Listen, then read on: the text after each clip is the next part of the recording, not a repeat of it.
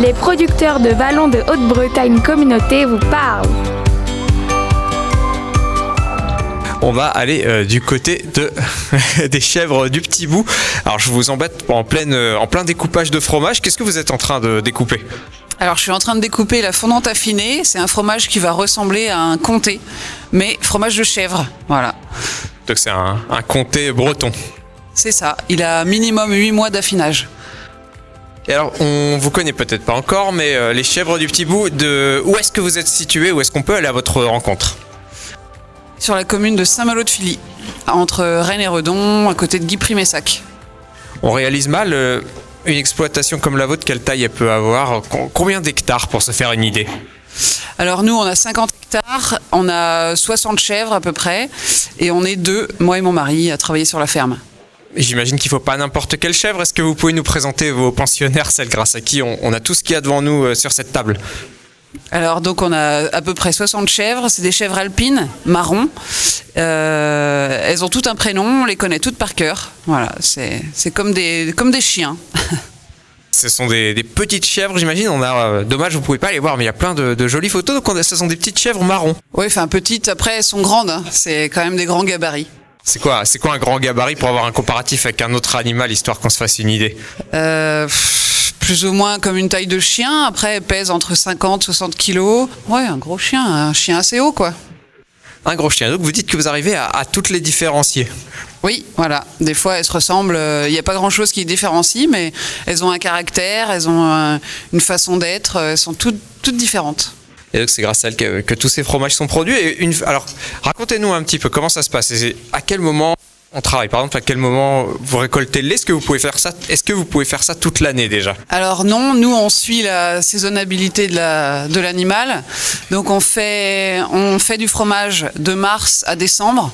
Et il y a 2 mois où on est arrêté, où on est en tarissement. Ça veut dire qu'elles n'ont pas de lait, elles se reposent pour faire les bébés pour la saison d'après. Racontez-nous les étapes en mars. Qu'est-ce qui se passe par exemple ? Alors en mars, on a toutes les mises bas qui durent à peu près 1 mois et demi, ça dépend. Et donc là, on fait beaucoup de fromage lactique, c'est-à-dire du fromage frais. Et donc là, on est en pleine période. Et on fait la traite le matin et le soir, et jusqu'à fin juin. Et donc début juillet, on traite que le matin, ça soulage les chèvres. Et on a un lait qui est plus fromageable, enfin on a plus de graisse dans le lait vu qu'il n'y a qu'une seule traite. Et ça jusqu'à fin décembre. Alors après, il y a, j'imagine, toute la période où le fromage est créé. Vous pouvez nous raconter ces différentes étapes ? Donc on fabrique tous les matins, dès qu'on a du lait, tous les matins on fabrique. Il n'y a pas une goutte de lait qui part ailleurs, il est tout fabriqué en fromage. On transforme à peu près 45 000 litres à l'année.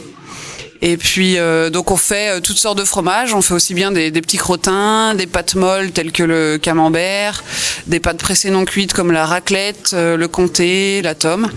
Voilà, et puis voilà. Et avec tout ça, vous arrivez donc à créer un fromage qui, pour le coup, arrive à être 100% local. Voilà, 100% local.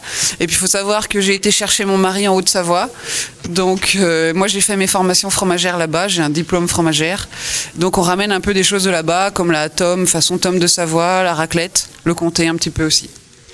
Et quand on pense fromage, on s'imagine toujours cette salle avec plein de petites étagères et des beaux fromages qui attendent patiemment leur heure. Il y a ça aussi chez vous, du côté de Saint-Malo-de-Filly. Ah bah il y a même une photo de la cave d'affinage, j'avais pas le mot. Oui, on a 4 caves d'affinage pour les différents fromages. Et nos fromages les plus gros font une 20aine de kilos chacun. Donc un peu, faut se donner l'image, un comté quoi. Vous pouvez nous raconter comment ça a commencé, comment vous avez décidé de vous lancer dans cette aventure ? Oui, alors mes parents à moi étaient agriculteurs en bovin laitier à la livraison à la laiterie, donc sur la ferme où on est maintenant. Et moi j'ai fait mon expérience, voilà, j'attendais qu'ils partent en retraite et je suis tombée amoureuse des chèvres et surtout du fromage. Moi je voulais pas livrer à la laiterie, je voulais fabriquer mes produits. Donc j'ai été faire des stages, j'ai été travailler dans plein de choses différentes.